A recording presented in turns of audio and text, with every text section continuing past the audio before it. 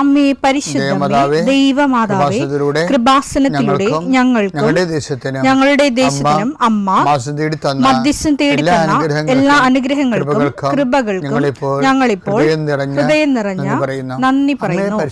അമ്മേ പരിശുദ്ധമേ, ദൈവമാതാവേ, 2004 ഡിസംബർ 7 ഉച്ചകഴിഞ്ഞ് 2:30 കൃപാസനത്തിൽ സംഭവിച്ച അമ്മയുടെ പ്രത്യക്ഷപ്പെടലിനെ കുറിച്ച് തിരുസഭയ്ക്ക് സമർപ്പിച്ചിരിക്കുന്ന പഠനരേഖകളുടെ മേൽ സഭാത്മകമായ പഠനം ആരംഭിക്കുവാൻ ഞങ്ങൾ പ്രാർത്ഥിക്കുന്നു. അമ്മേ പരിശുദ്ധമേ, ഭൂസ്വർലോകങ്ങളുടെ രാജ്ഞിയായ അങ്ങേയ്ക്ക് ഭൗമ സംരക്ഷണത്തിനായി പ്രപഞ്ചപ്രകൃതിയെ തന്നെ തിരുസഭ പ്രതിഷ്ഠിക്കുവാൻ ഈ പ്രത്യക്ഷീകരണം വഴി ഇടയാക്കണമേ. പരിശുദ്ധമേ, ജപമാല മാതാവേ, സകല കൃപാസനം പ്രാർത്ഥനയോടും ചേർത്ത് ഞങ്ങളിപ്പോൾ പ്രാർത്ഥിക്കുന്ന ഈ കുടുംബത്തിന്റെ പ്രത്യേക നിയോഗം പറ മക്കളെ.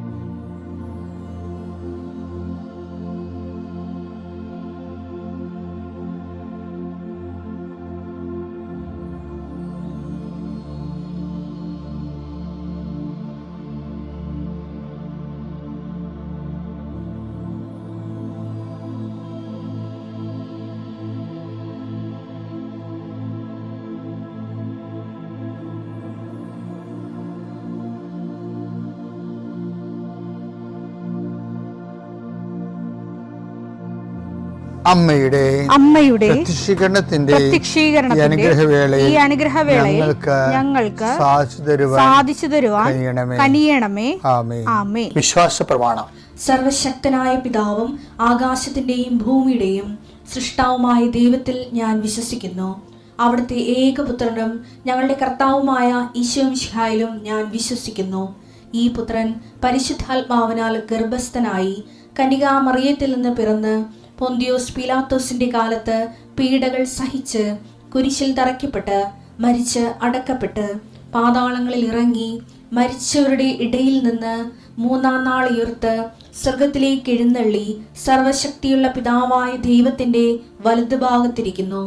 അവിടെ നിന്ന് ജീവിക്കുന്നവരെയും മരിച്ചവരെയും വിധിക്കുവാൻ വരുമെന്നും ഞാൻ വിശ്വസിക്കുന്നു. പരിശുദ്ധാത്മാവിലും ഞാൻ വിശ്വസിക്കുന്നു.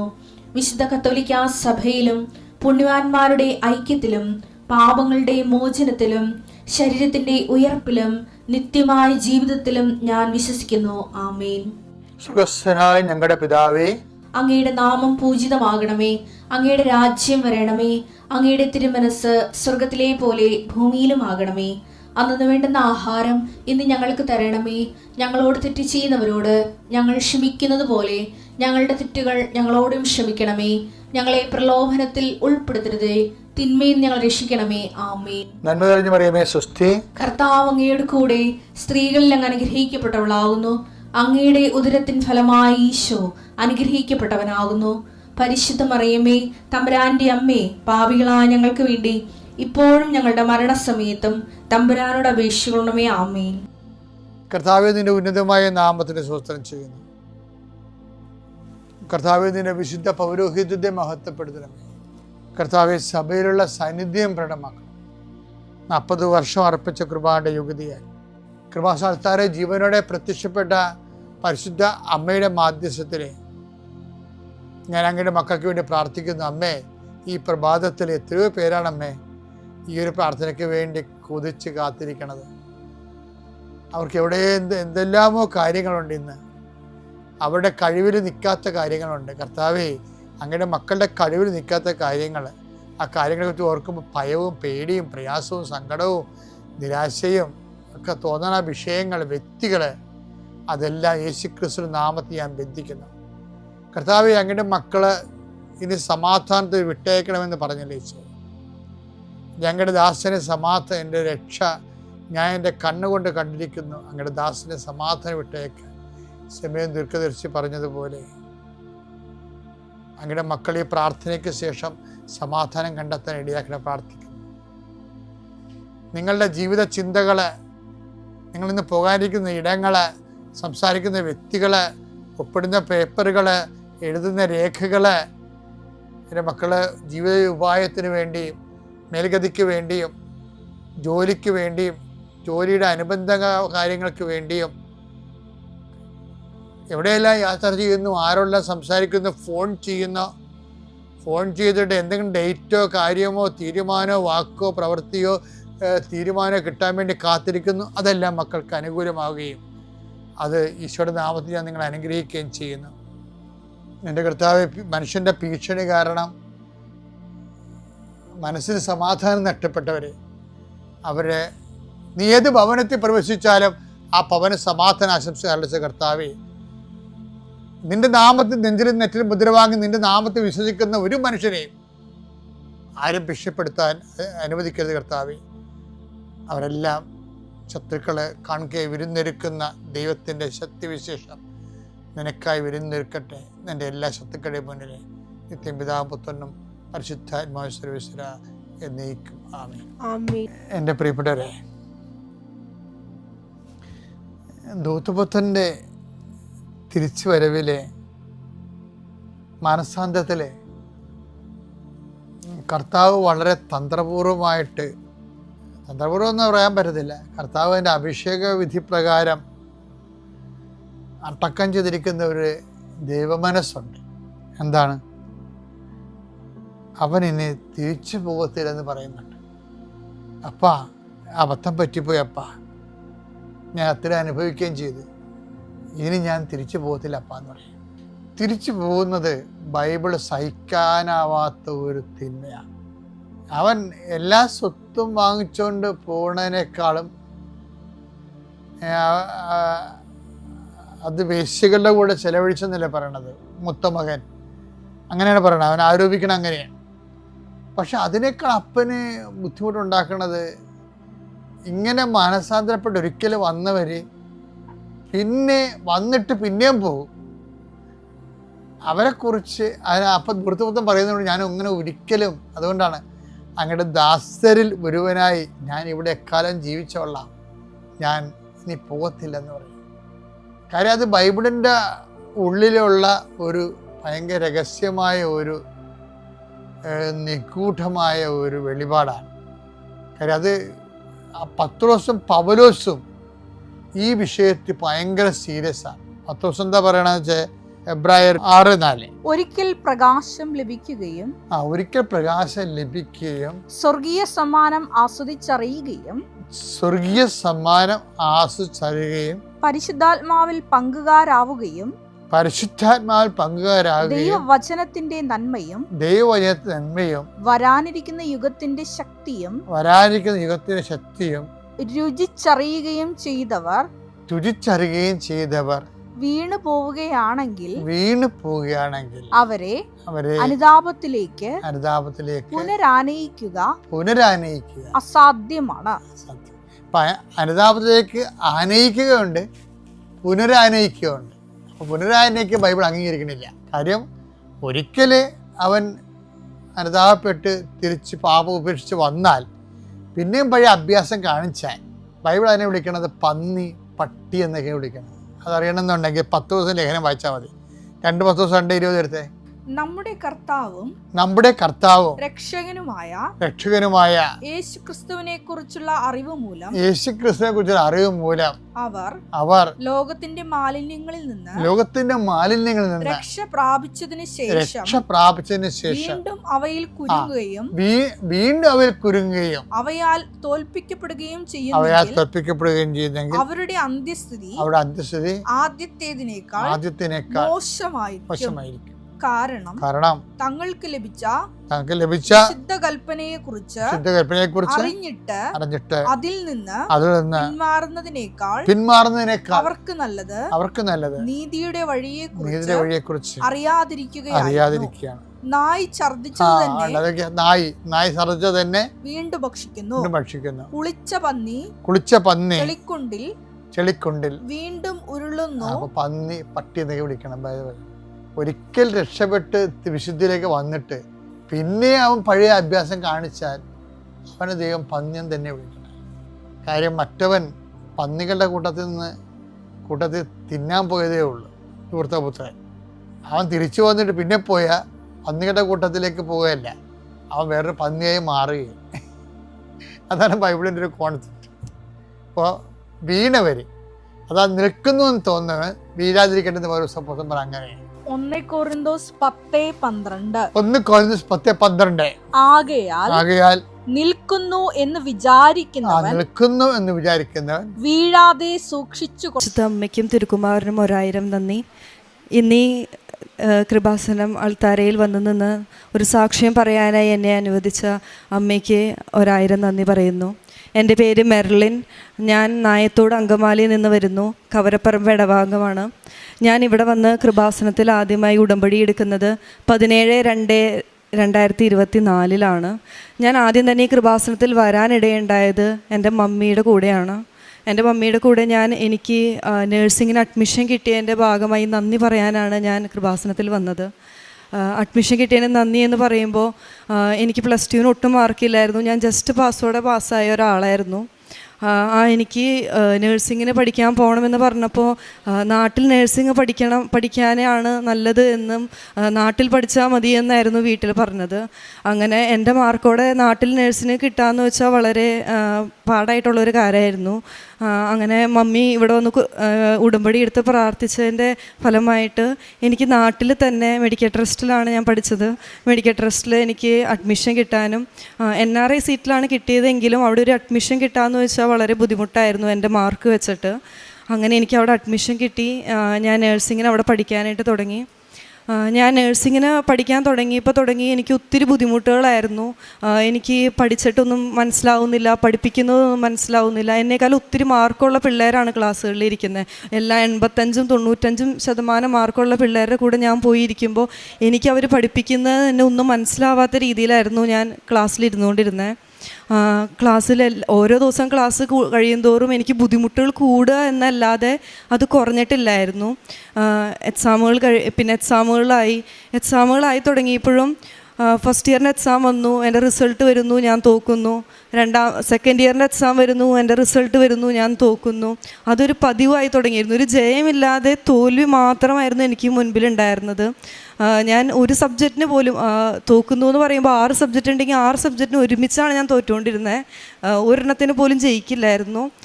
അങ്ങനെ ഞാൻ എക്സാം എഴുതിക്കൊണ്ട് ഞങ്ങൾക്ക് നഴ്സിംഗിനെന്ന് പറയുമ്പോൾ 4th ഇയർ വരെ നമുക്ക് പാസ്സായി പോവും.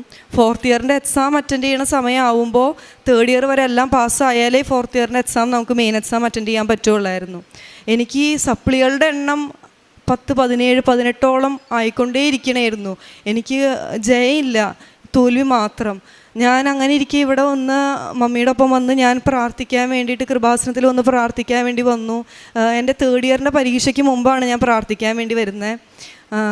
അങ്ങനെ ഞാൻ പ്രാർത്ഥിക്കാൻ വേണ്ടി വന്നപ്പോൾ അച്ഛൻ എൻ്റെ തലക്ക് കൈ പിടിച്ച് പ്രാർത്ഥിക്കാനായിട്ട് നിന്നു.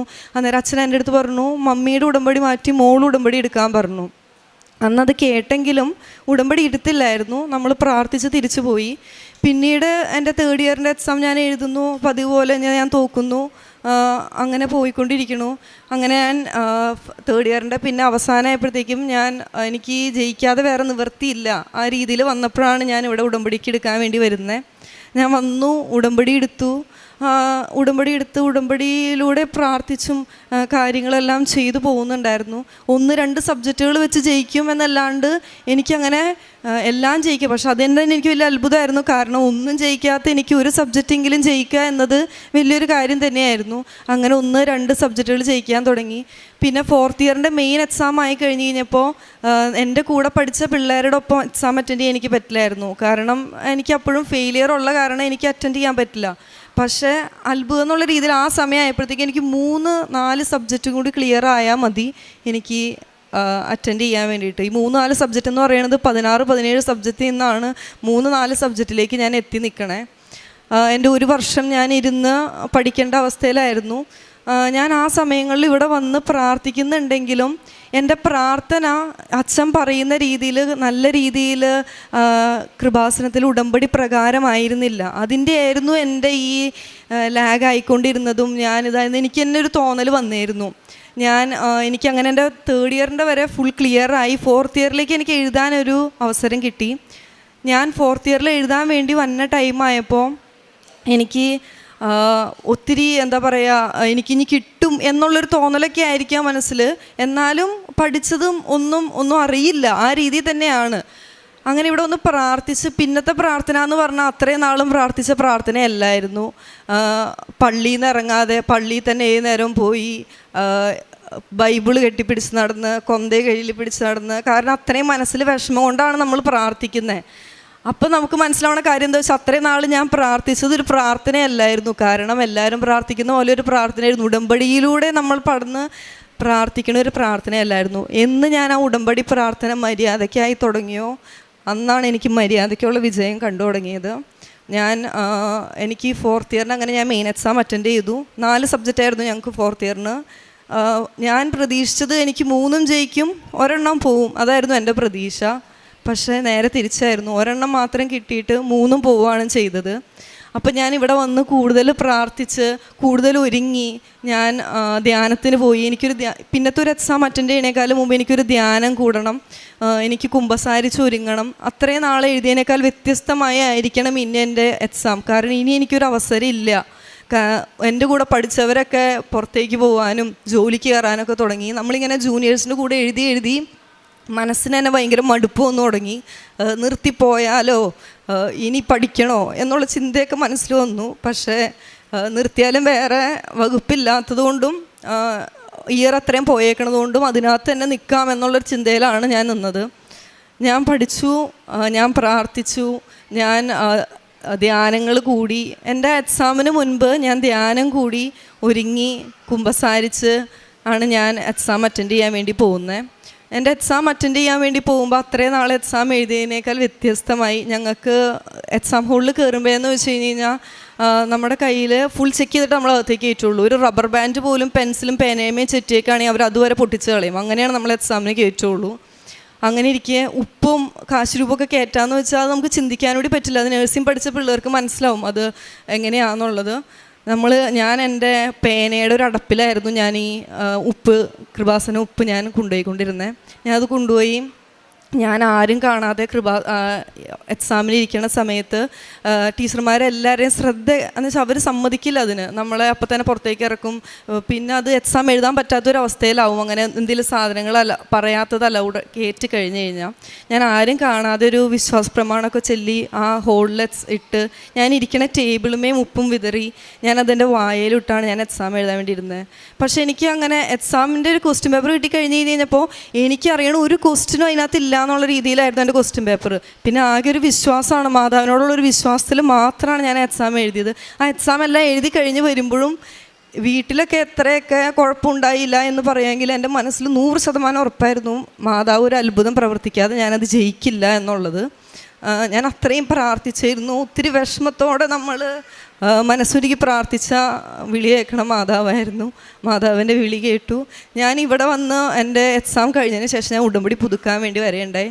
ഞാൻ ഉടമ്പടി പുതുക്കി കഴിഞ്ഞ് ഞങ്ങളിവിടെ നമ്മൾ മാതാവിനെയൊക്കെ എടുത്ത് നടന്ന് ഇവിടെ വന്ന് പ്രാർത്ഥിക്കണ സമയത്ത് ലോട്ടിടുന്ന സമയത്ത് ഞാൻ എൻ്റെ മനസ്സിൽ വിചാരിച്ചായിരുന്നു, മാതാവേ നീ എന്നെ ജയിപ്പിക്കുമെന്നാണ് പറയണേ എങ്കിൽ നീ ആയിരിക്കണം എൻ്റെ കയ്യിൽ എനിക്ക് പിടിക്കാൻ റാലി നടക്കുമ്പോൾ എനിക്ക് കിട്ടണ്ടേ എന്ന് പ്രാർത്ഥിച്ചിരുന്നു. അത്രയും നാളൊന്നും ഞാനത് എടുക്കുമ്പോഴൊന്നും എൻ്റെ മനസ്സിൽ അങ്ങനെ ഒരു ആഗ്രഹമേ ഇല്ലായിരുന്നു. ആ തവണ എടുത്തപ്പോൾ എനിക്ക് കൃത്യമായി കിട്ടിയത് മാതാവിനെ തന്നെയായിരുന്നു. അന്ന് എൻ്റെ റിസൾട്ട് വന്നോ ഇല്ലയോ ഒന്നുമില്ല, എനിക്ക് അപ്പോഴേ ഉറപ്പായിരുന്നു ഞാൻ ഇനി ജയിക്കും. അതിന് ഞാൻ എഴുതിയേക്കണതിലല്ല, മാതാവിൻ്റെ ഒരു അനുഗ്രഹം കൊണ്ട് മാത്രം ഞാനത് ജയിക്കുമെന്ന് എനിക്ക് ഉറപ്പായിരുന്നു. അങ്ങനെ ഫെബ്രുവരി മാസം അവസാനം എൻ്റെ റിസൾട്ട് വന്നു. ഞാൻ അങ്ങനെ ഫൈനൽ ഇയർ ഫുള്ളി പാസ്സായി. അങ്ങനെ എൻ്റെ നേഴ്സിംഗ് ഇത് കംപ്ലീറ്റ് ചെയ്തു. അതിനുശേഷം നമ്മൾ പഠിക്കുന്ന സമയത്ത് തന്നെ നമുക്ക് ആഗ്രഹമായിരുന്നു നല്ലൊരു ഹോസ്പിറ്റലിൽ കയറണം. എനിക്ക് രാജഗിരി ഹോസ്പിറ്റലിൽ ട്രെയിനായിട്ട് കയറണം എന്നായിരുന്നു എൻ്റെ ആഗ്രഹം. പക്ഷേ ഇത്രയും നാളത്തെ ഇയർ ഗ്യാപ്പും കാര്യങ്ങളും വെച്ച് അതും പോസിബിൾ അല്ലായിരുന്നു. കാരണം അത്രയും ഗ്യാപ്പിലും ട്രെയിനായിട്ട് കയറുമ്പോഴും നമുക്ക് വേറെ ചെറിയ ഹോസ്പിറ്റലുകളിൽ കയറിയിട്ടേ പറ്റുള്ളൂ. പക്ഷെ മനസ്സിൽ അങ്ങനെ ഒരു ആഗ്രഹം ഉണ്ടെങ്കിൽ ഞാൻ ഉടമ്പടിയിലൊന്നും അത് വെച്ചിട്ടില്ലായിരുന്നു. പക്ഷെ മാതാവ് നമ്മുടെ ആഗ്രഹം കാണും എന്ന് പറയുന്നത് മാതിരി എനിക്ക് എൻ്റെ എക്സാം എല്ലാം കഴിഞ്ഞിരിക്കെ എനിക്ക് ഒരു ചെവിക്കൊരു ബുദ്ധിമുട്ട് വേദനകളും വന്നൊരു കുരു പോലെ വന്ന് ഞാൻ എൻ്റെ അങ്കമാലിയിൽ അവിടെയുള്ള രാജഗിരിയിൽ ഞാനൊരു ഡോക്ടറെ കാണാൻ പോയായിരുന്നു. അന്ന് ആ ഡോക്ടറെ ഞാൻ ഏറ്റവും ആദ്യമായിട്ടാണ് ഞാൻ അവിടെ വെച്ച് കാണുന്നതും പരിചയപ്പെടുന്നതും. മുൻപരിചയം ഒന്നുമില്ലാത്തൊരു ഡോക്ടർ. ആ ഡോക്ടർ എൻ്റെ അടുത്ത് ചോദിച്ചു, മോളെന്താ പഠിച്ചേക്കുന്നത്, എന്ത് കഴിഞ്ഞാൽ ഇരിക്കുന്നതെന്ന് ചോദിച്ചു. അപ്പോൾ ഞാനിങ്ങനെ നഴ്സിംഗ് കഴിഞ്ഞിരിക്കുകയാണെന്ന് പറഞ്ഞെങ്കിലും ഇങ്ങനെ എൻ്റെ ഇയർ ഗ്യാപ്പിൻ്റെ കാര്യങ്ങളും സപ്ലീസിൻ്റെ കാര്യമൊക്കെ പറഞ്ഞു. ഡോക്ടറിൻ്റെ ചെവിയിലേക്ക് അതൊന്നുമില്ലായിരുന്നു. ഡോക്ടർ എൻ്റെ അടുത്ത് ചോദിച്ചു, എന്തുകൊണ്ട് രാജഗിരി കയറിക്കൂടാ എന്നെൻ്റെ അടുത്ത് ഡോക്ടർ ഇങ്ങോട്ട് ചോദിച്ചു. അപ്പോൾ ഞാൻ പറഞ്ഞു, എനിക്കത് എങ്ങനെയാണ്, എൻ്റെ ഈ മാർക്കിൻ്റെയും ഈ ഗ്യാപ്പിനെ വെച്ച് എനിക്കത് എങ്ങനെയാണ് പറ്റണേ എന്ന് ചോദിക്കുമ്പോൾ ഡോക്ടർ പറയണത്, അത് പ്രശ്നമല്ല, നമുക്ക് കയറാം. ഡോക്ടർ, എനിക്ക് ഒരു പരിചയമില്ലാത്ത ഡോക്ടർ എനിക്ക് വേണ്ടി വിളിച്ച് ആലുവ രാജഗിരിയിലേക്ക് വിളിച്ച് സംസാരിക്കുകയായിരുന്നു. അതിന് മുമ്പൊക്കെ ഞാൻ ആപ്ലിക്കേഷനൊക്കെ വെച്ചിട്ടുണ്ടെങ്കിൽ കൂടെ അതൊന്നും കാണുകയും എന്നെ വിളിക്കുക അങ്ങനെ ഒന്നും ഉണ്ടായിട്ടില്ല. പക്ഷെ ഡോക്ടർ എനിക്ക് വേണ്ടി സംസാരിക്കുകയും അവിടെ നിന്ന് എന്നെ വിളിക്കുകയും ചെയ്തു. എന്നെ വിളിച്ചിട്ട് അവർ ചോദിച്ചു, മോളെ നാളെ വന്ന് ഇൻ്റർവ്യൂ അറ്റൻഡ് ചെയ്യാൻ പറ്റുമോ? ഞാനിങ്ങനെ പിന്നെന്താ, നമ്മൾക്ക് ഇപ്പോൾ ചേരണമെങ്കിൽ ഇപ്പോൾ ചെല്ലാം, ആ രീതിയിലായിരുന്നു ഞാൻ നിന്നിരുന്നത്. എനിക്കത് ഒത്തിരി സന്തോഷമായി. എന്നെ എടുത്തു. ഇൻ്റർവ്യൂവിന് പോകുമ്പോഴും അവിടെ നമ്മൾക്ക് അൺഎക്സ്പെക്റ്റഡ് ആയിട്ട് നമ്മൾക്ക് കുറേ ചോദ്യങ്ങൾ വരാം, ആൻസറുകൾ എഴുതാനുണ്ടാവും. ഫേസ് ടു ഫേസ് ഇൻ്റർവ്യൂ, ഇതിനൊന്നും എങ്ങനെയാണെന്ന് പോലും എനിക്കറിയില്ല. ഞാൻ അവിടെ ചെല്ലുന്നു. എൻ്റെ കൂടെ പഠിച്ച പിള്ളേരെ ഇവിടെയൊക്കെ വർക്ക് ചെയ്യേണ്ട, അവരോടൊക്കെ ചോദിച്ചെങ്കിലും അവർക്കൊന്നും അറിയില്ല അതെന്താ ചെയ്യേണ്ടതെന്നൊന്നും. ഞാൻ ചെല്ലുന്നു. ഞാൻ അവിടെയും കൃപാസന മാതാവിൻ്റെ ഉപ്പും കൊണ്ടുപോകുന്നു, അവിടെയും വിതറുന്നു. ഞാൻ അവിടെ പ്രാർത്ഥിക്കുന്നു. വിശ്വാസ ശതമാനം ചൊല്ലിയിട്ടാണോ എല്ലായിടത്തും ഇടുന്നു, പ്രാർത്ഥിക്കുന്നു. ഞാൻ എക്സാം അറ്റൻഡ് ചെയ്യാൻ വേണ്ടി ചെല്ലണു. എക്സാം അറ്റൻഡ് ചെയ്യാൻ വേണ്ടി ചെല്ലുമ്പോൾ നമുക്കൊക്കെ ഭയങ്കര സിമ്പിളായിട്ട് അറിയാവുന്ന ഭയങ്കര ബേസിക് ആയിട്ടുള്ള ചോദ്യങ്ങളായിരുന്നു ഞങ്ങൾക്ക് അതിനകത്ത് കിട്ടിയിരുന്നത്. അത് സിമ്പിളായിട്ട് അറ്റൻഡ് ചെയ്യാനും അത് കൊടുക്കാനും. അത് കഴിഞ്ഞ് ഫേസ് ടു ഫേസ് ഇൻ്റർവ്യൂവിൽ വരുന്ന സമയത്ത് സാധാരണ നമ്മൾക്ക് ഫേസ് ടു ഫേസ് ഇൻ്റർവ്യൂവിൽ വരുമ്പോൾ ഇയർ ഗ്യാപ്പിൻ്റെ കാര്യങ്ങളും മറ്റൊക്കെ ചോദിക്കും. ഇവിടെ ഒന്നും ചോദിക്കണില്ല എൻ്റെ അടുത്ത്. മോൾ എവിടെയാണ് പഠിച്ചതെന്നും പഠിച്ച സമയത്തുള്ള എക്സ്പീരിയൻസിനെ മാത്രമല്ലാണ്ട് വേറെ ഒന്നിനെയും പറ്റി എൻ്റെ അടുത്ത് ചോദിക്കേണ്ടായിരുന്നില്ല. കഴിഞ്ഞു ഒരു ഞങ്ങളെല്ലാം കഴിഞ്ഞൊരു ഹോളിൽ വന്നിരിക്കുമ്പോൾ ഒത്തിരി ഒരു ഹോള് നിറയെ പിള്ളേരുണ്ടായാൽ അതിലൊരു പകുതിയിൽ 4 പിള്ളേരെ ആയിരിക്കും സെലക്ട് ആയിട്ടുള്ളൂ. അതിനകത്ത് ഞാനും സെലക്റ്റഡ് ആയി എന്ന് പറഞ്ഞ് അവർ പറഞ്ഞു. ഞാനിങ്ങനെ ഭയങ്കരമായിട്ട് വണ്ടർ അടിച്ചിരുന്നു. കാരണം എങ്ങനെ എനിക്കിവിടെ കിട്ടും ആ രീതിയിലായിരുന്നു. അത് ഡോക്ടറിൻ്റെ റെക്കമെൻഡേഷനായിരുന്നു അവിടെ മെയിനായിട്ട് നിന്നൊരു കാര്യം. എനിക്ക് വേണ്ടി ഡോക്ടർ സംസാരിക്കാനും വേണ്ടി അവിടെ വന്നത്. അത് കഴിഞ്ഞ് എനിക്ക് ജോയിനിങ് ഡേറ്റ് വന്നത് 7-ാം തീയതി ആയിരുന്നു. മെയ് 7-ാം തീയതി ആയിരുന്നു എൻ്റെ ജോയിനിങ് ഡേറ്റ് വന്നത്. പക്ഷേ ഞാനന്ന് ജോയിൻ ചെയ്യാൻ വേണ്ടി വന്നപ്പോൾ കൂടെ എനിക്ക് ഭയങ്കരമായ പനി ബുദ്ധിമുട്ടുകൾ വന്ന് എനിക്കന്ന് അവർ എൻ്റെ അടുത്ത് പറഞ്ഞു, ഇന്ന് കയറണ്ട, മോൾ അടുത്ത മാസം കയറിയാൽ മതി എന്ന്. പക്ഷെ അവിടേക്ക് അടുത്ത മാസം കയറിയാൽ മതി എന്ന് പറഞ്ഞാൽ പിന്നെ അത് കിട്ടണമെന്നില്ല. കാരണം ഒത്തിരി പിള്ളേർ കയറിക്കൊണ്ടിരിക്കുകയാണ്. അപ്പോഴും ബുദ്ധിമുട്ടുകൾ കാരണം നമുക്ക് വീട്ടിലേക്ക് വരിക എന്ന് മാത്രമേ ഉണ്ടായിരുന്നുള്ളൂ. പോകുന്നു. ഞാനപ്പോൾ ഈ ഡോക്ടറിനെ വിളിച്ച് ഇങ്ങനെ പറഞ്ഞു. ഡോക്ടർ പറഞ്ഞു, മോള് പേടിക്കണ്ട, നമുക്ക് അടുത്ത പ്രാവശ്യം എന്തായാലും കയറുമെന്ന്. നമുക്ക് ആ ഡോക്ടറിലുള്ള വിശ്വാസം മാത്രമേ. പക്ഷേ എനിക്ക് മുമ്പേ എന്നേക്കാൾ കൂടുതൽ കാര്യമായി എല്ലാം ചോദിച്ചുകൊണ്ടിരുന്ന ആ ഡോക്ടർ വിളിച്ച് അവിടെ സംസാരിക്കുകയും എനിക്ക് ഈ പ്രാവശ്യം ഇനിയിപ്പോൾ എനിക്ക് ജോയിനിങ് ഡേറ്റ് വന്നേക്കുന്നത് 4-ാം തീയതിയാണ്. നാളത്തെ കഴിഞ്ഞാണ് എൻ്റെ ജോയിനിങ് ഡേറ്റ്. എനിക്കവിടെ എന്നെ വിളിക്കുകയും ഇപ്പോൾ പുതിയ ബാച്ച് കയറണയിൽ എൻ്റെ അടുത്ത് മോളന്ന് കഴിഞ്ഞ് പോയതല്ലേ, മോളെ എടുക്കുകയാണ് എന്ന് പറഞ്ഞ് വിളിച്ച് എനിക്കിങ്ങനെ അവസാനം ജോലിക്ക് കിട്ടിയേക്കാണ്. അങ്ങനെ ഞാൻ ട്രെയിനിങ്ങിന് രാജഗിരിയിൽ കയറാണ്. എന്നെ സംബന്ധിച്ചത് വലിയൊരു കാര്യമായിരുന്നു. കാരണം ഒരു പരിചയമില്ലാത്തൊരു ഡോക്ടർ എനിക്ക് വേണ്ടി സംസാരിക്കാമെന്ന് വെച്ചാൽ അത് വലിയൊരു കാര്യമായിരുന്നു. കാരണം മാതാവ് തന്നെയാണ് അവിടെ ഡോക്ടറിൻ്റെ ഉള്ളിൽ എനിക്ക് വേണ്ടി സംസാരിക്കാൻ വേണ്ടി വന്നേക്കുന്നത്. കാരണം പരിചയമില്ലാത്ത ഡോക്ടറിന് ഒരാളെയും പറ്റിയും ചോദിക്കേണ്ട ആവശ്യമൊന്നുമില്ല. അവിടെ മാതാവാണ് ഇടപെട്ടേക്കുന്നത്. മാതാവാണ് എനിക്ക് വേണ്ടി സംസാരിച്ചേക്കുന്നത് മൊത്തം. ഞാനത് പൂർണ്ണമായി വിശ്വസിക്കുകയും ചെയ്യുന്നു. പ്രേക്ഷിത പ്രവർത്തനം എന്ന് പറയുമ്പോൾ ഞാൻ ചെയ്തേക്കുന്നതെന്ന് പറയുന്നത് ഇവിടുന്ന് കിട്ടുന്ന കൃപാസന പത്രം എല്ലായിടത്തും കൊണ്ടുപോയി കൊടുക്കലായിരുന്നു. ഏറ്റവും അധികം കൊടുക്കാൻ ഭയങ്കര മടിയായിരുന്നു. ഇവിടുന്ന് അച്ഛൻ പറയണ മാതിരി നമ്മൾക്ക് കൊടുക്കുമ്പോഴുള്ളൊരു മടി, ആരെങ്കിലും നമ്മുടെ അടുത്ത് വേണ്ട എന്ന് പറഞ്ഞാൽ ഭയങ്കര ദേഷ്യം തോന്നുക അവരോട്, ഒരു തരം ഇതൊക്കെയായിരുന്നു. എന്നാലും ഒരു മടിച്ചൊക്കെ ആയിരുന്നു കൊടുത്തുകൊണ്ടിരുന്നത്. പക്ഷെ അവസാനമായപ്പോഴത്തേക്ക് അങ്ങനെ അല്ലായിരുന്നു. അതൊക്കെ മാറി. എനിക്ക് ആരെന്ത് ചോദിച്ചാലും ഒരു പ്രശ്നമില്ല, ആ രീതിയിലായിരുന്നു. ഞാൻ ഹോസ്പിറ്റലുകളിൽ കൊണ്ടുപോയി കൊടുത്തു, വീടുകളിലൊക്കെ കൊണ്ടുപോയി, അങ്ങനെയാണ് ഞാൻ പത്രം കൊടുത്തിരുന്നത്. പിന്നെ പ്രേക്ഷിത പ്രവർത്തനം എന്ന് പറയുന്നത് വൃദ്ധസ്ഥാനത്തിൽ ഞങ്ങൾ പോയിട്ട് ഞാനും മമ്മിയുടെ ആൻറ്റിയൊക്കെ എല്ലാവരും കൂടി ചേർന്ന് ഞങ്ങൾ പോയി അവർക്ക് കുളിപ്പിക്കാനും അവർക്ക് മറ്റു കാര്യങ്ങളും ചെയ്തു കൊടുക്കാനാണ് ചെയ്തിരുന്നത്.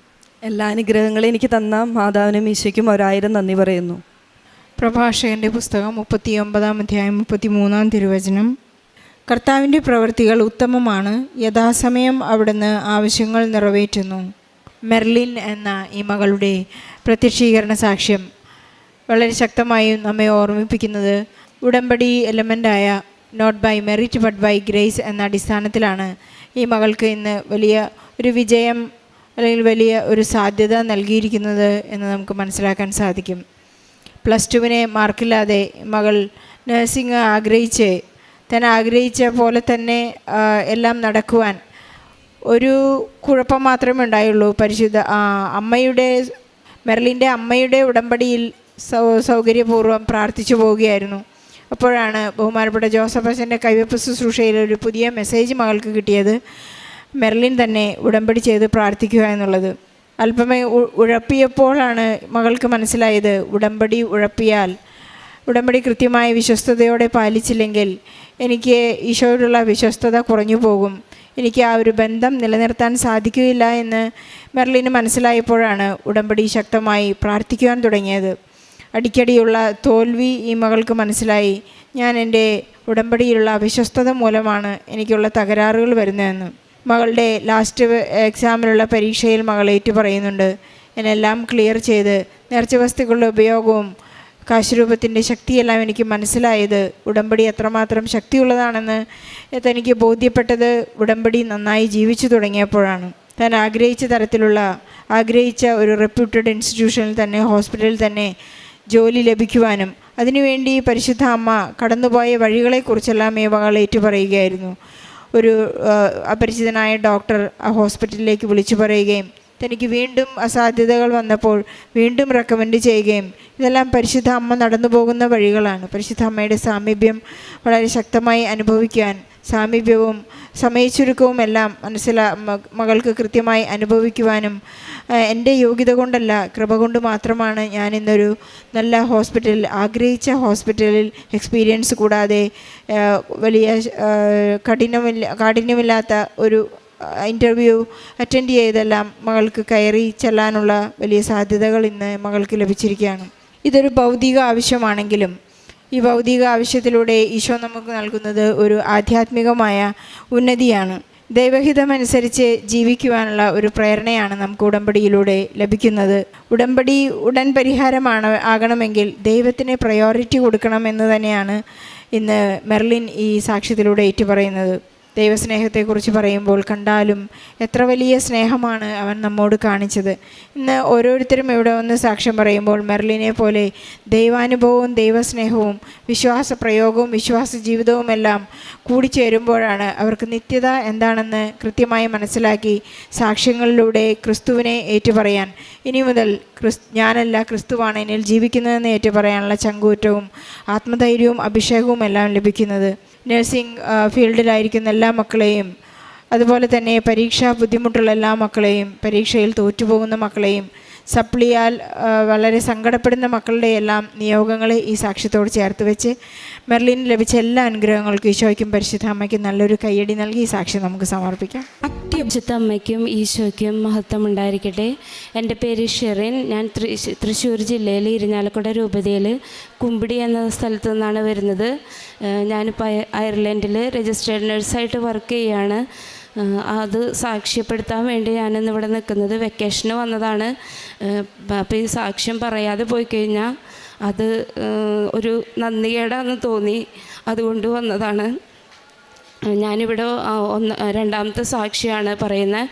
ആദ്യം പോകുന്നതിൻ്റെ തലേദിവസം സെപ്റ്റംബർ 21 ഞാനിവിടെ വന്ന് OET പാസ്സായതും എൻ്റെ അയർലൻഡ് പ്രോസസ്സിങ്ങും എല്ലാം സാക്ഷ്യപ്പെടുത്തിയതാണ്. OET ഞാനിവിടെ ഇവിടെ തീർത്ഥാടന ഉടമ്പടി എടുത്ത് 2023 ഞാൻ ഉടമ്പടി എടുത്തത്. 23 ഒക്ടോബറിൽ കറക്റ്റ് 3 മാസം തികയുന്ന 90ാമത്തെ ദിവസം ജനുവരിയിൽ OET ഞാൻ പാസ്സായി. സെക്കൻഡ് അറ്റംപ്റ്റിൽ. ഞാനൊരു GNM നഴ്സാണ്. തൃശ്ശൂർ ജില്ല വിട്ട് ഞാൻ പുറത്തു പോയിട്ടില്ല. മലയാളം മീഡിയത്തിൽ പഠിച്ചൊരു സ്റ്റുഡൻ്റാണ്. ഇംഗ്ലീഷ് അത്രയ്ക്കും ഒന്നും അറിയത്തില്ലായിരുന്നു. പക്ഷെ ഉടമ്പടിയുടെ ഒരു എഫക്റ്റിലാണ്, ഈശോ തന്ന അനുഗ്രഹമായിട്ടാണ് ഞാൻ OET പാസ്സായത്. പിന്നെ കുറച്ച് ഡിലേ വന്നു, കുറച്ച് നാണക്കേടൊക്കെ ഉണ്ടായിരുന്നു. പാസ്സായിട്ട് പോകാൻ പറ്റുന്നില്ലേ എന്നൊക്കെ ചോദ്യങ്ങളൊക്കെ ഉണ്ടായിരുന്നു. പക്ഷേ അത് കഴിഞ്ഞ സെപ്റ്റംബർ 22 എല്ലാത്തിനും മറുപടിയായിട്ട് എന്നെ പരിശുദ്ധമ്മ അയർലൻഡിലേക്ക് പറഞ്ഞു വിട്ടു. അവിടെ ചെന്നാലും ഒരു വലിയ ടാസ്ക്കാണ് അവിടുത്തെ RCSI ആപ്റ്റിറ്റ്യൂഡ് ടെസ്റ്റ്. അത് നഴ്സസിനുള്ള കോമ്പിറ്റൻസി ടെസ്റ്റാണ്. അത് ഞാൻ പറഞ്ഞല്ലോ, ഞാൻ GNM നഴ്സാണ്. 8 വർഷം ഞാൻ ഈ കേരളത്തിൽ തന്നെ വർക്ക് ചെയ്തത്. അവിടെ ചെന്ന് നമ്മൾ ഈ എക്സാം ക്ലിയർ ചെയ്താലേ നമുക്ക് ഹോസ്പിറ്റലിലായാലും എവിടെയായാലും നഴ്സായിട്ട് വർക്ക് ചെയ്യാൻ പറ്റത്തുള്ളൂ. അതുവരെ നമ്മളിങ്ങനെ വെറുതെ വെയിറ്റ് ചെയ്തിരിക്കുക, പഠിക്കുക. എക്സാം 2 അറ്റംപ്റ്റ് ഉണ്ട്. ആ അറ്റംപ്റ്റിൽ നമ്മൾ പാസ്സായില്ല എന്നുണ്ടെങ്കിൽ തിരിച്ചു പോരാ. അതാണ് അവസ്ഥ. ഫസ്റ്റ് അറ്റംപ്റ്റ് ഞാൻ അപ്പിയർ ചെയ്തു. 14 സ്റ്റേഷനുള്ളിൽ 7 സ്റ്റേഷനെ ഞാൻ പാസ്സായുള്ളൂ. ബാക്കി 7 ടെൻഷനാണ്. കാരണം ഫൈനൽ അറ്റംപ്റ്റാണ്. അതിൽ ഒരു സ്റ്റേഷൻ പോയി എല്ലാം ക്ലിയർ ചെയ്യണം. അത് 10 മിനിറ്റാണ് ഒരു സ്റ്റേഷന് നമുക്ക് ടൈം കിട്ടുക. 30 ടാസ്ക് അവർ തരും. ആ ടാസ്ക് കംപ്ലീറ്റ് ചെയ്തെടുക്കണം. അത് വളരെ സ്ട്രെസ്ഫുള്ളായിട്ടുള്ള സിറ്റുവേഷനാണ്. ആ എക്സാം എന്നെ കൊണ്ട് കൂട്ടിയാൽ കൂടില്ല. പക്ഷേ എന്നെ ഈശോ പാസ്സാക്കി. കാരണം എക്സാമിൻ്റെ തലേദിവസം ഞാനൊരു ട്രെയിനിങ്ങിന് പോയി. അവിടെ ചെന്ന് കഴിഞ്ഞപ്പോൾ അവിടുത്തെ ടീച്ചേഴ്സ് എല്ലാം പറഞ്ഞു, ഇനി നിനക്കൊരു വഴിയുള്ളൂ, നീ പ്രാർത്ഥിച്ചോ, അല്ലാതെ ഒരു വഴി നിനക്ക് മുന്നിലില്ല എന്ന് പറഞ്ഞു. അപ്പോൾ എനിക്ക് വീണ്ടും പേടിയായി. ഇത് ഒന്നാമത്തെ ടെൻഷനാണ്. അതിൻ്റെ ഉള്ളിൽ കൂടെ ഇങ്ങനെ കൂടെ കേട്ട് കഴിഞ്ഞപ്പോൾ പാസ്സാവാതെ നാട്ടിലേക്ക് തിരിച്ചു വരാമെന്ന് പറയുന്നത് എനിക്ക് ചിന്തിക്കാവുന്നതിനപ്പുറമായിരുന്നു. കാരണം അത്രയും നാണം കെട്ട് ഞാനിവിടുന്ന് പോയത്. പക്ഷേ എൻ്റെ ദൈവം എൻ്റെ കൂടെ ഉണ്ടായിരുന്നു. എന്നെ എക്സാം പാസ്സാക്കി. ഞാനിപ്പോൾ രജിസ്റ്റേർഡ് നേഴ്സായിട്ട് 6 മന്ത് പ്രൊബേഷനും കഴിഞ്ഞ് ഞാൻ വെക്കേഷന് വന്നതാണ്. ഇത്രയും വലിയൊരു അനുഗ്രഹം എനിക്ക് തന്നത് ഈശോയ്ക്കും പരിശുദ്ധ അമ്മയ്ക്കും കൊടാനുകൂടി നന്ദി. പിന്നെ ഈ എക്സാം പാസ്സായി ഞങ്ങൾ അന്ന് ആദ്യമായിട്ട് പുറത്തിറങ്ങി. അന്ന് വലിയ മഴവില്ല്, എൻ്റെ ജീവിതത്തിൽ ഞാൻ ആദ്യമായിട്ടാണ് മഴവില്ല് കാണുന്നത്. അതിനുള്ളൊരു ഭാഗ്യം എനിക്ക് കിട്ടി. പിന്നെ ഞാൻ ഇവിടുന്ന് പോയി കഴിഞ്ഞപ്പോൾ എനിക്കൊരാഗ്രഹം ഉണ്ടായിരുന്നു, എനിക്ക് താമസിക്കാൻ കിട്ടുന്ന വീടിൻ്റെ അടുത്ത് പള്ളി ഉണ്ടാവണമെന്ന്. എനിക്കിപ്പോൾ ഒരു പള്ളിയല്ല, 2 പള്ളിയുണ്ട്. വീടിൻ്റെ അവിടെ നിന്ന് 1.5 കിലോമീറ്റർ ദൂരത്തിൽ നടന്നു പോകാവുന്ന രീതിയിൽ ലെഫ്റ്റിലേക്ക് പോയാലും പള്ളിയാണ്, റൈറ്റിലേക്ക് പോയാലും പള്ളിയാണ്. ഡ്യൂട്ടിക്ക് എനിക്ക് നൈറ്റാണ് ഷിഫ്റ്റ്.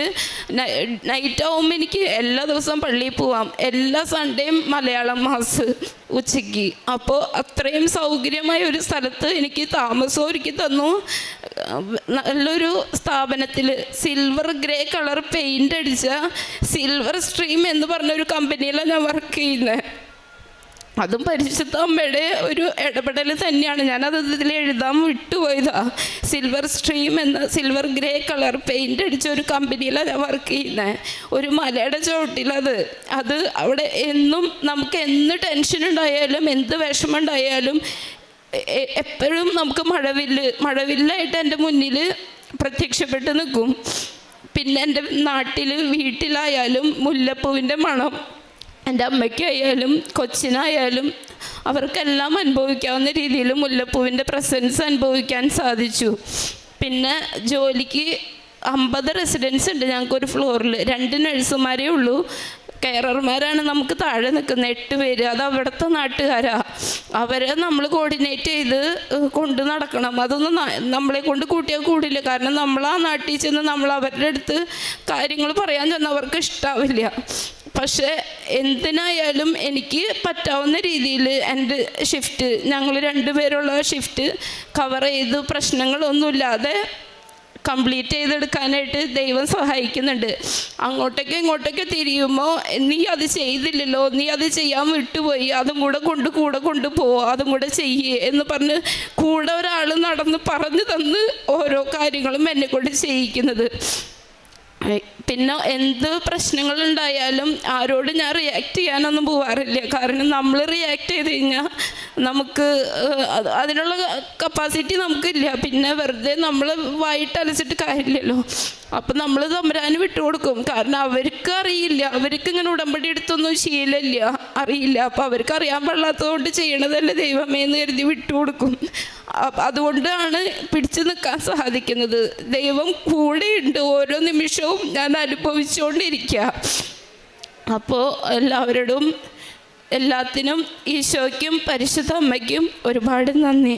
പ്രേക്ഷിത പ്രവർത്തനമായിട്ട് ഞാൻ ചെയ്യുന്നത്, എനിക്ക് കിട്ടുന്ന സാലറിയുടെ 10% ഞാൻ എല്ലാ മാസവും മാറ്റി വയ്ക്കുന്നുണ്ട്. എന്നെക്കൊണ്ട് പറ്റാവുന്ന രീതിയിൽ അറിയാവുന്നവർക്ക് ഞാൻ കൊടുക്കുന്നുണ്ട്. കയ്യിൽ വെച്ചുകൊണ്ടിരിക്കുന്നില്ല. ഞാൻ ആർക്കായാലും, ഞാൻ അറിയുന്ന ആൾക്കാർക്കായാലും അറിയാത്ത ആൾക്കാർക്കായാലും കൊടുത്ത് ആ പൈസയായിട്ടോ അല്ലെങ്കിൽ എന്തായിട്ടായാലും എൻ്റെ കയ്യിൽ ഞാൻ വെക്കില്ല. എൻ്റെ കയ്യിൽ അത് ഇരിക്കുമ്പോൾ എനിക്കത് ഒരു വേദനയാണ്. കാരണം ഞാൻ മാറ്റി വെച്ചിട്ട് ഞാൻ എൻ്റെ ആവശ്യങ്ങൾക്ക് ഉപയോഗിക്കാമെന്ന് പറയണത് എനിക്ക് ചിന്തിക്കാവുന്നതിനപ്പുറം. പിന്നെ ഞാൻ അധികം പ്രാർത്ഥിക്കുന്ന ആളൊന്നായിരുന്നില്ല. ഇപ്പോൾ ഒരു കൊന്ത പോലും ചെല്ലാത്തൊരു ദിവസം എനിക്കില്ല. എന്ത് പ്രശ്നം ഉണ്ടെങ്കിലും മാതാവിൻ്റെ മുന്നിൽ, ഈശോയുടെ മുന്നിൽ മുട്ടുകുത്തി കഴിഞ്ഞാൽ എനിക്കതിന് ഉത്തരം കിട്ടും എന്നുള്ളൊരു ധൈര്യം എനിക്ക് കിട്ടി ഉടമ്പടിയിലൂടെ. എക്സാമിന് പോയപ്പോൾ എൻ്റെ കയ്യിൽ ഞാനിവിടുന്ന് പത്രം കൊണ്ടുപോയായിരുന്നു. ഞാൻ പറഞ്ഞായിരുന്നുള്ളൂ 21 ഞാൻ പോണേൻ്റെ തലേ ദിവസം ഇവിടെ വന്ന് പ്രവാസി ഉടമ്പടിയായിട്ട് കൺവേർട്ട് ചെയ്ത് പത്രം കൊണ്ടാണ് ഞാൻ പോയായിരുന്നു. ഇംഗ്ലീഷ് പത്രവും മലയാളം പത്രവും ഉണ്ടായിരുന്നു. ഉടമ്പടി എടുത്തിട്ട് അത് പുതുക്കാൻ പറ്റാതെ അല്ലെങ്കിൽ അതിലേക്ക് കൂടുതൽ ഇൻട്രസ്റ്റ് ഇല്ലാതെ പോയ എൻ്റെ കുറേ ഫ്രണ്ട്സ് ഉണ്ടായിരുന്നു. ഞങ്ങൾ 10-16 ആൾ ഒരുമിച്ചാണ് പോയത്. അപ്പോൾ ആദ്യത്തെ അറ്റംപ്റ്റിൽ 1-2 ആളെ എക്സാം പാസ്സായുള്ളൂ. അപ്പം രണ്ടാമത്തെ അറ്റംപ്റ്റ് ഫൈനൽ അറ്റംപ്റ്റാണ്. എല്ലാവർക്കും ടെൻഷനാണ്.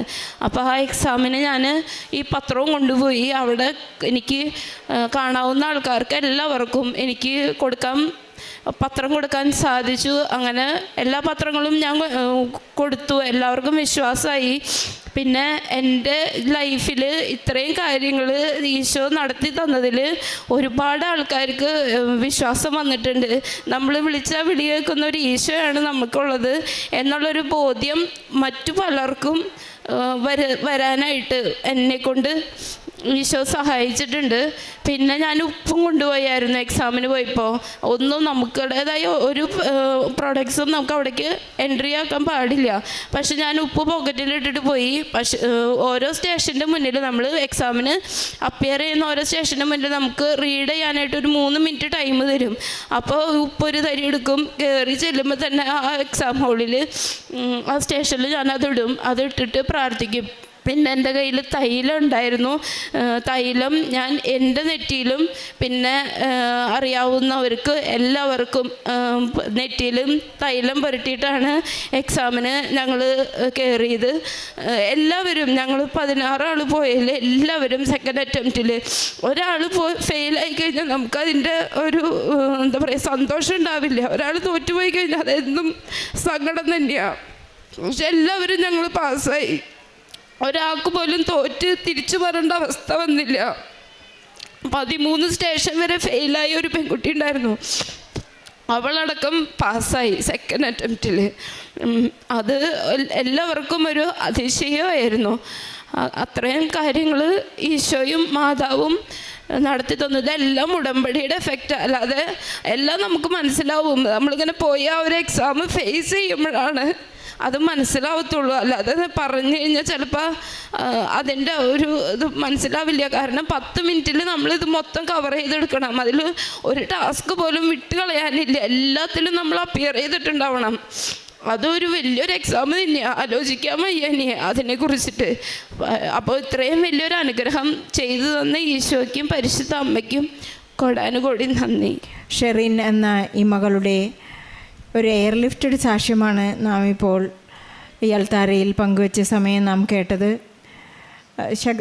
ശക്തമായും വളരെ ദൈവസ്നേഹം നിറഞ്ഞുകൊണ്ട് ദൈവം നൽകിയ അനുഗ്രഹങ്ങൾക്കെല്ലാം ദൈവത്തിൻ്റെ കയ്യൊപ്പുള്ള പരിശുദ്ധ അമ്മയുടെ ശക്തമായ മാധ്യസ്ഥത്തിലൂടെ മാത്രമാണ് not by merit but by grace എന്ന അടിസ്ഥാനത്തിൽ ഈ മകൾക്ക് വളരെ പെട്ടെന്ന് അവിടെ അയർലൻഡിൽ ചെന്നതിന് ശേഷം മകൾ ഇവിടെ വന്ന് 6 മാസത്തിന് മുൻപ് സാക്ഷ്യം പറഞ്ഞു പോയതാണ്. അയർലൻഡ് വിസ കിട്ടിയതിന് ശേഷം സാക്ഷ്യം പറഞ്ഞതിന് ശേഷമാണ് ആളുടെ പ്രൊബേഷൻ പീരീഡ് അവസാനിച്ചപ്പോൾ ഉടനെ കിട്ടിയ അല്പസമയത്തിനുള്ളിൽ ഓടി വന്ന് പരിശുദ്ധ അമ്മയോടും ഈശോയോടും തന്നെ നന്ദി പ്രകാശിപ്പിക്കുകയാണ് ഇവിടെ. മകളുടെ എല്ലാ അവസ്ഥയിലും ഈ കാലഘട്ടത്തിലെല്ലാം പരിശുദ്ധ അമ്മയോടുള്ള ശക്തമായ കമ്മ്യൂണിക്കേഷൻ, അമ്മയുടെ സാമീപ്യം മഴവില്ലിലൂടെയും സുഗന്ധാഭിഷേകത്തിലൂടെയും ഈ മകൾക്കുണ്ടായി.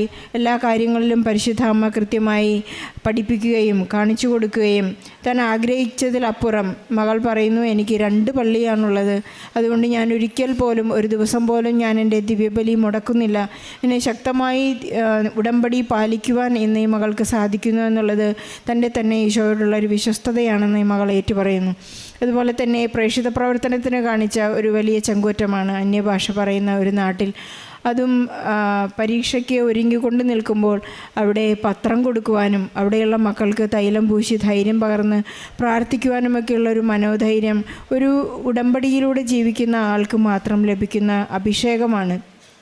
തനിക്ക് ലഭിച്ച കൃപയും അഭിഷേകവും മറ്റുള്ളവർക്ക് പകർന്നു കൊടുക്കുവാനുള്ള ഒരു ക്രിസ്തു ധൈര്യം, ക്രിസ്തുവായി ജീവിക്കാനുള്ള മറ്റൊരു ക്രിസ്തുവായി ജീവിക്കാനുള്ള ഒരു കൃപയാണ് ഇന്ന് ഈ മകൾക്ക് ലഭിച്ചിരിക്കുന്നത്. മകൾ തന്നെ പരിശുദ്ധ അമ്മയെ പോലെ ഏറ്റുപറയുകയാണ്, ശക്തനായവൻ എനിക്ക് വലിയ കാര്യങ്ങൾ ചെയ്തു തന്നിരിക്കുന്നു എന്ന്. തൻ്റെ താഴ്മയെ അവിടുന്ന് തൃക്കൺ പാർത്തു എന്നാണ് പരിശുദ്ധ അമ്മ സ്തോത്രഗീതത്തിൽ പാടുന്നത്. ഇന്ന് ഷെറിനെ ഏറ്റുപാടാനുള്ളത് അത് മാത്രമാണ്. ഞാനൊന്നുമല്ല, പക്ഷേ എന്നെ ദൈവം എവിടെയോ വളരെ ഉയർന്ന മലയിൽ എന്നെ സ്ഥാപിച്ചിരിക്കുന്നു എന്ന് മകൾക്ക് ഏറ്റുപറയാൻ സാധിക്കുന്നുണ്ട്. 10% ചാരിറ്റി ഞാൻ കൃത്യമായും മറ്റുള്ളവർക്കായി കൊടുക്കും. എൻ്റെ 6 മാസത്തെ ഈ ഒരു ശമ്പളത്തിൽ നിന്ന് ഞാൻ കൃത്യമായി ദൈവത്തിനുള്ളത് ദൈവത്തിനും സീസറിനുള്ളത് സീസറിനും ഞാൻ കൊടുക്കുന്നു എന്ന് ഏറ്റുപറയാൻ ഇന്ന് ഈ മകൾക്ക് സാധിക്കുന്നത് ഉടമ്പടി കൃത്യമായി പാലിക്കുന്നതുകൊണ്ടാണ്. ബഹുമാനപ്പെട്ട ജോസഫസിൻ്റെ എല്ലാ ധ്യാനങ്ങളും അതുപോലെ തന്നെ ഡെയിലി ബ്രെഡ്, കുംഭസാരം, ഇങ്ങനെ കൃത്യമായി നിബന്ധനകൾ പാലിക്കാനും ഇന്ന് ഈ മകൾക്ക് സാധിക്കുന്നുണ്ട്. അതുകൊണ്ട് അമ്മമാരും സാധാരണഗതിയിൽ മാതാപിതാക്കൾ വന്ന് പറയുന്ന ഒരു എക്സ്ക്യൂസാണ്, എൻ്റെ മക്കൾ പുറത്താണ്, അവർക്ക് ഉടമ്പടിയിൽ ജീവിക്കാൻ സാധിക്കുന്നില്ല എന്ന് പറയുന്നവർക്കുള്ള ഒരു വലിയ ഉദാഹരണമാണ് ഇന്ന് ഷെറിൻ. താൻ തന്നെ ഏറ്റുപറയുകയാണ്, അതെല്ലാം UK അല്ലെങ്കിൽ യൂറോപ്യൻ കൺട്രികളിലും UK യിലും US ലും പള്ളികളുടെ യാതൊരു കുറവുമില്ല, നമ്മുടെ ഒരു ആത്മാർത്ഥതയുടെ കുറവ് മാത്രമാണെന്ന് ഈ മകൾക്ക് നേറ്റു പറയാനായിട്ട് സാധിക്കും. നമുക്കെപ്പോഴും ഉടമ്പടിയിൽ വിശ്വസ്തരായിരിക്കാം. ഈശോ നമ്മോട് കൂടെ ഉണ്ടായിരിക്കും. പരിശുദ്ധമ്മ നമുക്ക് വേണ്ടി മാധ്യസ്ഥം അപേക്ഷിക്കും. ഷെറിന് ലഭിച്ച എല്ലാ അനുഗ്രഹങ്ങൾക്കും ഈശോയ്ക്കും പരിശുദ്ധമ്മയ്ക്കും നല്ലൊരു കയ്യടി നൽകി